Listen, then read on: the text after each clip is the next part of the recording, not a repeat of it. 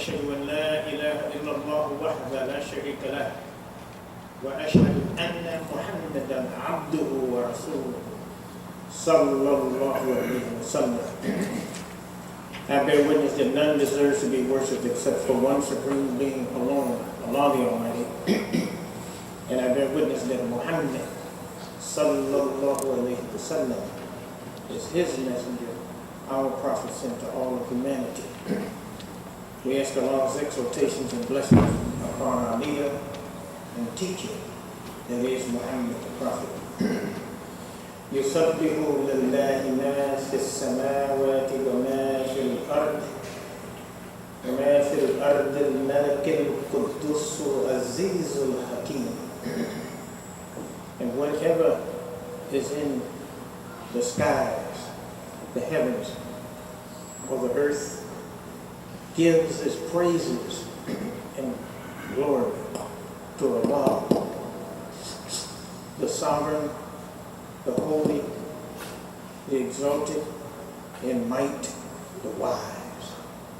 One supreme being who holds the life of all of humanity and all of the universe in his hand. هو الذي بعث في الأميين رسولا منهم يتلو عليهم آياته. And he alone, Allah, by himself, sent a messenger from among the people of common sense. And he recites to them the verses, وَيُزَكِّيهِمْ وَيُعَلِّمُهُمُ الْكِتَابَ وَالْحِكْمَةَ وَإِنْ كَانَ مِنْ قَبْلُ لَفِي ضَلَالٍ مُبِينٍ. And he recites the messages, the verses, and he purifies them, and he instructs them with the book and the wisdom. Although they were before he came to them in manifest error. And this is referring to Allah raising Muhammad the Prophet sallallahu alayhi wa sallam. And we have Imam, and Imam, I mean faith, for those who are not familiar with Arabic. And this faith that we have in Allah is so powerful that it shapes our desires because of our faith in Allah. And our faith is based on knowledge. Some people, they confuse faith with impulse. They confuse it with one's own will. But our faith is that when we have belief as we have it, it becomes so strong that you're motivated to perform excellent actions. That's what faith does. You know, the Muslim, she must give the mind that they have and the whole life to Allah. And as you get nearer and nearer in obedience and worship of Allah, that faith gets stronger and stronger. Because it's not about seeing a statue. It's not about seeing a picture. You can't see Allah, no matter how hard you try. And we were talking earlier, and Muhammad the Prophet sallallahu alaihi wasallam, he said, the believer sees Allah.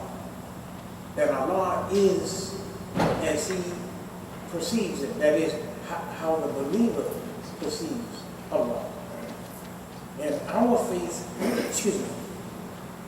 is the faith in the common essence of all human beings that we all share.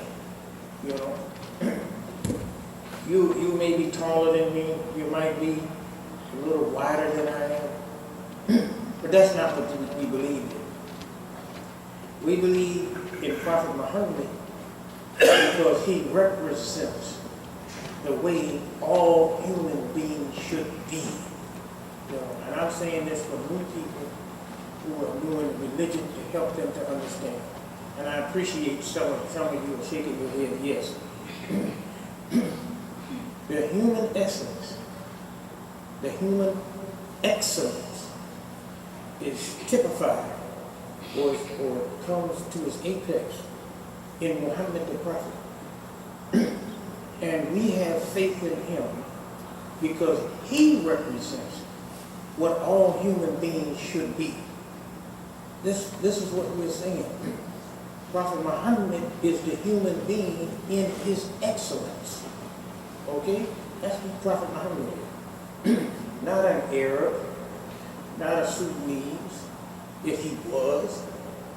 We don't follow flesh. We follow essence of human beings that has been given divine guidance or divine revelation. And that's what we respect about Muhammad the Prophet. And honorable men and women, it is not the essence alone that delivers anybody. But if you remain true to your human essence and to your human excellence, as Muhammad the Prophet did, then he, as a result of that, became worthy of God's favor. Okay? Now, I want to make this very simple because sometimes with me, it's difficult for me to understand when I first heard this concept. When you go to sleep at night, that is your excellence taking control over you. I hope you can understand what I'm saying. When you are asleep, you are under instinctive law. That instinctive law will not harm you. It will not get you in trouble. When you're sleeping, you won't smoke a cigarette. When you're sleeping, you won't drink alcohol. I hope you can understand what I'm trying to say. Okay, that state that you're in when you're asleep, that is your human excellence. That is your human quality. That's your human dignity. And when you wake up, you should wake up and you should still live upon that innocence and excellence that you had while you were sleeping. And that's what I'm trying to say. So a human being who stayed in touch with that excellence that we all have when we're sleeping, where we do no wrong, well, that human being, he kept that excellence of sleep. And when he was awake, he carried out that excellence in all of his waking hours, and all of his hours that he was alert. And he did that for 40 years. No drinking, no alcohol, no prostitution, none of that. In the midst of all of that corruption. And because of that, Allah blessed him with the revelation of the Quran. In the Quran, I'm going to tell you this, it is so important until non-Muslims in the highest of all orders consult the Quran when they have terrible problems in the country, this country, and in other countries. And they will tell you that the only book that has not been tampered with is the Quran. And I've had leaders in other faith traditions tell me this to my face. Allah's my witness. So, what raised Muhammad the Prophet sallallahu alaihi wasallam to this position of leadership, this respect that we're giving him, was that he had the willingness to conform to the nature that Allah created him in. And because of that, as I said, he received the blessings of revelation from Allah. And that made him the prophet and the messenger to the people. And what elevated him above the rest of the human beings is because he maintained his human nature and his human essence. That's what elevated him. You see, the same nature that you had, Muhammad the Prophet had. And Allah raised him up because he's not just a messenger, he's our prophet. Meaning that he's our brother. Why? Because he was created in the same nature we were created in. Okay? So, he's not the son of God. He's not a God. He's a human being just like you. And Allah raised him up so you can see what you're supposed to be. Not a prophet. but one who will conform to the best urges that Allah has placed in you. So Muhammad the Prophet, he stands as an example for us. Another thing that he did that is significant, Muhammad the Prophet, he's the only prophet that validated all the prophets who came before him. Muhammad. And he established their dignity, and he's called now the seal of the prophets, Muhammad. Because through him, we see the purity and the innocence of all of the other prophets. See, we don't have detailed history. We don't have books and volumes on the lives of the other prophets. We don't. But you can go many parts of the world, in non-Muslim countries, Rome in particular, and they have volumes of books on the life of Muhammad the Prophet. Sallallahu alaihi wasallam. Now that's a miracle. You know, I would like to know why do places like that have big libraries if the man had no worth and no validity. If he's not real, why you got all our books? So belief in Muhammad the Prophet, sallallahu alaihi wasallam, is belief in all of the prophets that came before him. So if you want to see what their dignity is, just look at Muhammad the Prophet. You want to see Moses, you want to see Aaron, you want to see all these prophets before him, study the Prophet Muhammad. There are many, many books, and you will understand all of the prophets that became messengers and prophets to humanity.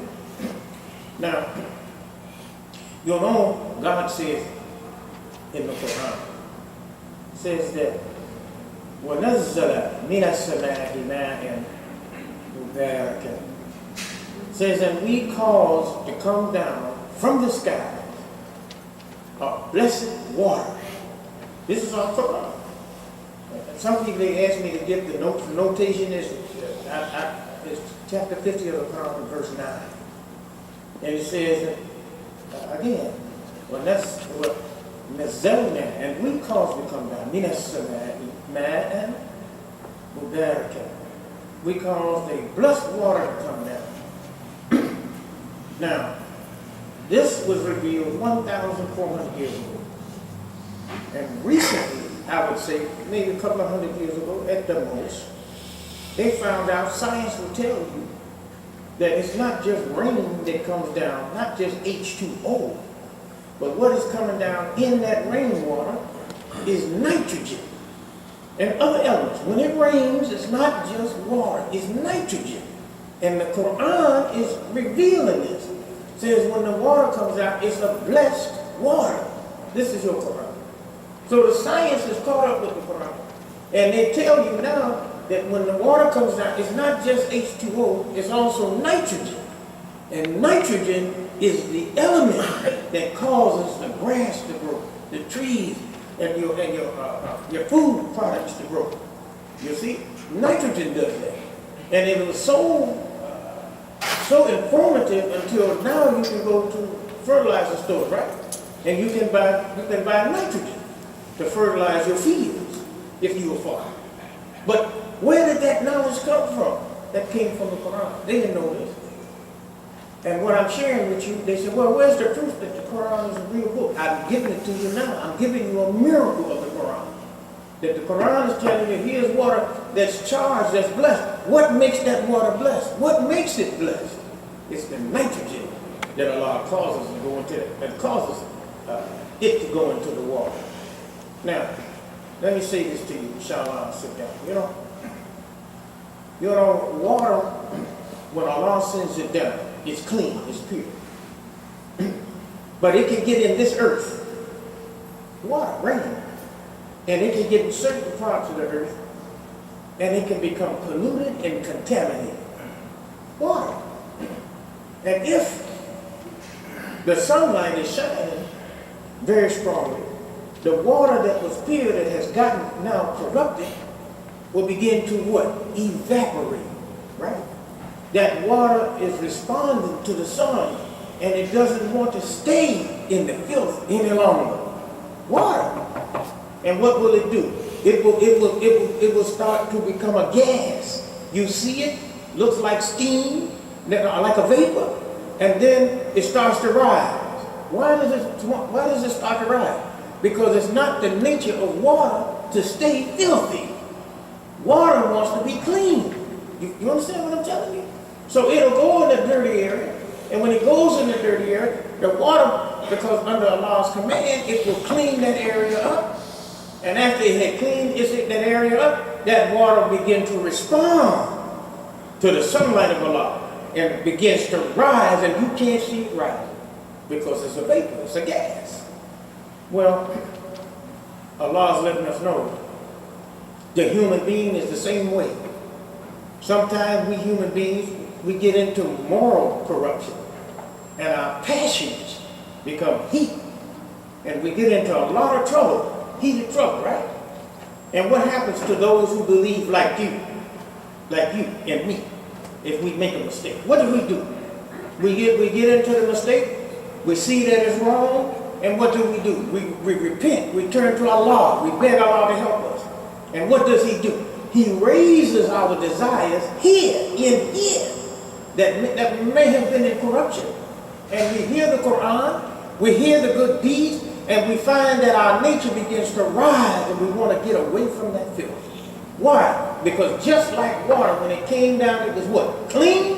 When we came in this world, we were also clean. And that's what it's talking about. Allah has put in a nature in you and I to respond to decency and dignity. That's our nature. And then Allah says this, and inshallah, I will finish. Allah is saying many wonderful things about us. And I'm saying this because tomorrow we have a fish fry. We need to have you and myself supporting that fish fry. Any activity we have in this masjid has to be supported by all of us. We have to give our support morally, financially, humanly. So I don't know if we got any tickets around here. Do we have any tickets here for? We do? Okay. So when you